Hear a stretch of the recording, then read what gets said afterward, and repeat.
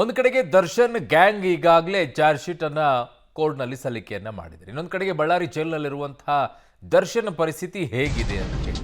So ಕೊಲೆ ಕೇಸ್ನಲ್ಲಿ Ballari central ಜೈಲಿನಲ್ಲಿ ಈಗ ಇರುವಂತಹ ದರ್ಶನ್ ಚಾರ್ಜ್ ಶೀಟ್ ಸತ್ಯ ದರ್ಶನ ಆದ ನಂತರ ಜೈಲಲ್ಲಿ ಒದ್ದಾಡ್ತಾ ಇದ್ದಾರಂತೆ. ಬೆಳಗ್ಗೆ ತಿಂಡಿಯೂ ಕೂಡ ತಿಂದಿಲ್ವಂತೆ, ಟೆನ್ಷನ್ ಅಲ್ಲಿದ್ದಾರಂತೆ.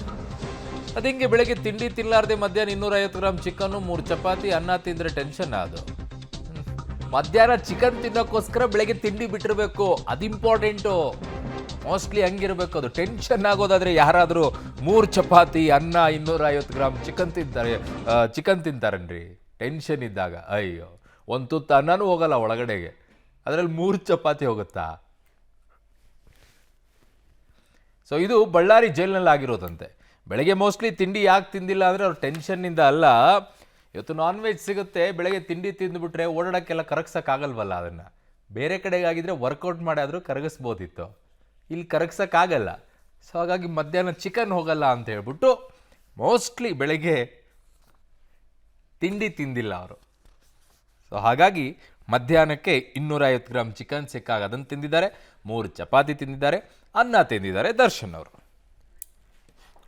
ನನ್ನ ಸಹೋದ್ಯೋಗಿ ಈಗ ಬಳ್ಳಾರಿಯಿಂದ ಅಮರೇಶ್ ನನ್ನ ಸಂಪರ್ಕಕ್ಕೆ ಸಿಗ್ತಾ ಇದ್ದಾರೆ. ಅಮರೇಶ್, ಭಾಳ ಇಂಟ್ರೆಸ್ಟಿಂಗ್ ಆಗಿದೆ ರೀ. ಟೆನ್ಷನ್ ಆದವ್ರು ಯಾರಾದರೂ ಬೆಳಗ್ಗೆ ತಿಂಡಿ ಬಿಟ್ಬಿಟ್ಟು ಮಧ್ಯಾಹ್ನ 3 ಚಪಾತಿ ಅನ್ನ 250 ಗ್ರಾಮ್ ಚಿಕನ್ ತಿಂತಾರನ್ರಿ. ಮೋಸ್ಟ್ಲಿ ಇವತ್ತು ನಾನ್ ವೆಜ್ ಇದೆ ಅಂತ ಹೇಳಿಬಿಟ್ಟು ಬೆಳಗ್ಗೆ ತಿಂಡಿ ತಿನ್ನೋದು ಬೇಡ, ತಿಂದು ಬಿಟ್ರೆ ಕರಗ್ಸೋಕ್ಕಾಗಲ್ಲ ಅಂತ ಹೇಳಿ ಮೋಸ್ಟ್ಲಿ ಮಧ್ಯಾಹ್ನದವರೆಗೂ ತಡ್ಕೊಂಡಿದ್ರೇನೋ ಅಲ್ವಾ? ಖಂಡಿತ ಅರುಣ್, ಬಳ್ಳಾರಿ ಸೆಂಟ್ರಲ್ ಜೈಲಿಗೆ ಬಂದಾಗಿನಿಂದಲೂ ಸಹಿತ ದರ್ಶನ್ ಅವರು ಸಾಕಷ್ಟು ರೀತಿಯಿಂದ ಪರದಾಡ್ತಾ ಇದ್ದಾರೆ. ಇಲ್ಲಿನ ಪರಿಸ್ಥಿತಿಗೆ ಒಗ್ಗಿಕೊಳ್ಳೋದಕ್ಕೆ ಹೆಣಗಾಡ್ತಾ ಇದ್ದಾರೆ. ಇದ್ರ ಭಾಗವಾಗಿ ಈಗಾಗಲೇ ಚಾರ್ಜ್ ಶೀಟ್ ಕೂಡ ಸಲ್ಲಿಕೆ ಆಯಿತು. ಅದರಲ್ಲಿರ್ತಕ್ಕಂಥ ಒಂದಿಷ್ಟು ಸಾಕ್ಷಿಗಳ ವಿಚಾರಕ್ಕೆ ಸಂಬಂಧಪಟ್ಟಂತೆ ದರ್ಶನ್ ಅವರು ಸಿಕ್ಕಾಪಟ್ಟೆ ತಲೆ ಕೆಡಿಸ್ಕೊಂಡಿದ್ದಾರೆ. ಅಂದರೆ ನಿನ್ನೆ ಒಂದಿಷ್ಟು ವಿಚಾರಗಳೇನು ಹೊರಗಡೆ ಬಂತು ಅಂದರೆ ಅಲ್ಲಿರ್ತಕ್ಕಂಥ ಆರೋಪಿಗಳ ಸ್ವಯಂ ಹೇಳಿಕೆಗಳು, ಮತ್ತೊಂದು ಕಡೆಗೆ ದರ್ಶನ್ ಅವರ ವಿರುದ್ಧ ಇರುವಂಥ ಪ್ರಬಲ ಸಾಕ್ಷಿಗಳನ್ನು ಮನಗಂಡಂಥ ದರ್ಶನ್ ಅವರು ಈಗ ಸಾಕಷ್ಟು ಟೆನ್ಷನ್ಗೆ ಒಳಗಾಗಿದ್ದಾರೆ. ಇದೇ ಕಾರಣಕ್ಕೋಸ್ಕರ ಬೆಳಿಗ್ಗೆ ತಿಂಡಿ ತಿಂದಿಲ್ಲ ಅನ್ನುವಂಥ ಮಾಹಿತಿ ಸಿಗುತ್ತೆ. ಯಾಕಂದರೆ ದರ್ಶನ್ ಅವರು ಅಲ್ಲಿರ್ತಕ್ಕಂಥ ಜೈಲು ಸಿಬ್ಬಂದಿಗಳ ಜೊತೆಗೂ ಸಹಿತ ಮಾತನಾಡಲಿಲ್ಲ. ಯಾಕಂದರೆ ಸಾಮಾನ್ಯವಾಗಿ ಬಳ್ಳಾರಿ ಸೆಂಟ್ರಲ್ ಜೈಲಿನಲ್ಲಿ ಪ್ರತಿ ಶುಕ್ರವಾರಕ್ಕೊಂದ್ಸಾರಿ ನಾನ್ ವೆಜ್ ಊಟವನ್ನು ಕೊಡ್ತಾರೆ. ಆದರೆ ಈ ವಾರ ಕಳೆದ ಶುಕ್ರವಾರ ಏನಿತ್ತು ಅಲ್ಲಿ ಗೌರಿ ಗಣೇಶ ಹಬ್ಬ ಇದ್ದಿದ್ರಿಂದಾಗಿ ಜೈಲಿನಲ್ಲಿರ್ತಕ್ಕಂಥ ಕೈದಿಗಳಿಗೆ ನಾನ್ ವೆಜ್ ಅನ್ನು ಕೊಟ್ಟಿರಲಿಲ್ಲ. ಬದಲಾಗಿ ಇವತ್ತು ಅಂದರೆ ಜೈಲಿನ ಕೈದಿಗಳ ಮನವಿಯ ಮೇರೆಗೆ ಇವತ್ತು ಬಳ್ಳಾರಿ ಸೆಂಟ್ರಲ್ ಜೈಲಲ್ಲಿ ಚಿಕನ್ ಊಟವನ್ನು ಕೊಡಲಾಗ್ತದೆ. ಅದು ಜೈಲಿನ ಮೆನು ಪ್ರಕಾರ ಪ್ರತಿಯೊಬ್ಬ ಕೈದಿಗಳಿಗೂ ಸಹಿತ 250 ಗ್ರಾಮ್ ಚಿಕನ್, 3 ಚಪಾತಿ, ಸ್ವಲ್ಪ ರೈಸ್ ಮತ್ತೆ ಅದ್ರ ಜೊತೆಗೆ ಮಜ್ಜಿಗೆನೂ ಕೂಡ ಕೊಡಲಾಗ್ತದೆ. ದರ್ಶನ್ ಅವ್ರಿಗೂ ಸಹಿತ ಇವತ್ತು ಚಿಕನ್ ಅನ್ನು ಕೊಟ್ಟಿದ್ದಾರೆ.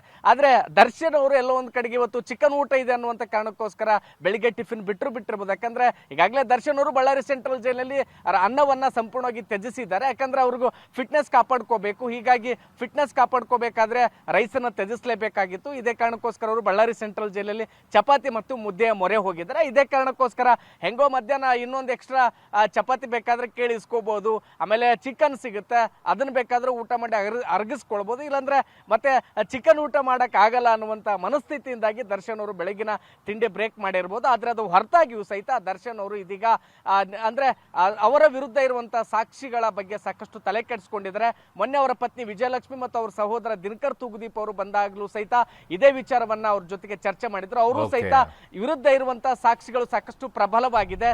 ಇಡೀ ರಾಜ್ಯದಲ್ಲಿ ಇದೇ ವಿಚಾರದ ಬಗ್ಗೆ ಚರ್ಚೆ ಆಗ್ತಾ ಇದೆ. ಇದರಲ್ಲಿ ಬೇಲ್ ಸಿಗೋದು ಕಷ್ಟ ಆಗಿದ್ರು ಸಹಿತ ನಮ್ಮ ಪರವಾಗಿರ್ತಕ್ಕಂಥ ವಕೀಲರು ತುಂಬಾ ದೊಡ್ಡ ಮಟ್ಟದಲ್ಲಿ ವಾದವನ್ನು ಮಾಡ್ತಾ ಇದ್ರೆ ಬೇಲ್ ಸಿಗುವಂತ ವಿಶ್ವಾಸ ಇದೆ ಅನ್ನುವಂಥ ಮಾತನ್ನು ಹೇಳಿದ್ರು. ಆದ್ರೆ ನಿನ್ನೆಯ ಬೆಳವಣಿಗೆಗಳ ಕುರಿತಾಗಿ ದರ್ಶನ್ ಅವರು ಸಾಕಷ್ಟು ತಲೆ ಕೆಡಿಸ್ಕೊಂಡಿದ್ದಾರೆ, ಟೆನ್ಷನ್ ಇಲ್ಲಿದ್ದಾರೆ.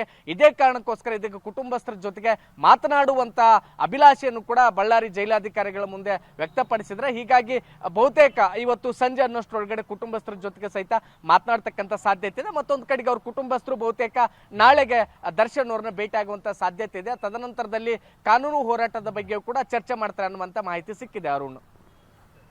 ಓಕೆ ಅಮರೇಶ್, ಯಾಕೆ ಪದೇ ಪದೇ ದರ್ಶನ್ ಅವ್ರ ಸೆಲ್ಲಲ್ಲಿರುವಂಥ ಟಿವಿನೇ ಕೈ ಕೊಡ್ತಾ ಇದೆಯಂತೆ? ಅವ್ರಿಗೂ ಕೂಡ ನೋಡೋದು ಬೇಡ ಅಂತಾರ, ಅಥವಾ ಅದಕ್ಕೋಸ್ಕರ ಟಿವಿನೇ ಒಂದಿಷ್ಟು ಹೋಗ್ಲಿ ಬಿಡು ಅತ್ಲಾಗ ಯಾಕೆ ಅವ್ರಿಗೆ ಟೆನ್ಷನ್ ಕೊಡೋಣ ಅಂತ ಹೇಳ್ಬಿಟ್ಟು ಟಿವಿನೂ ಸೈಲೆಂಟ್ ಆಗ್ತಾ ಇದೆಯಾ ಅಂತ?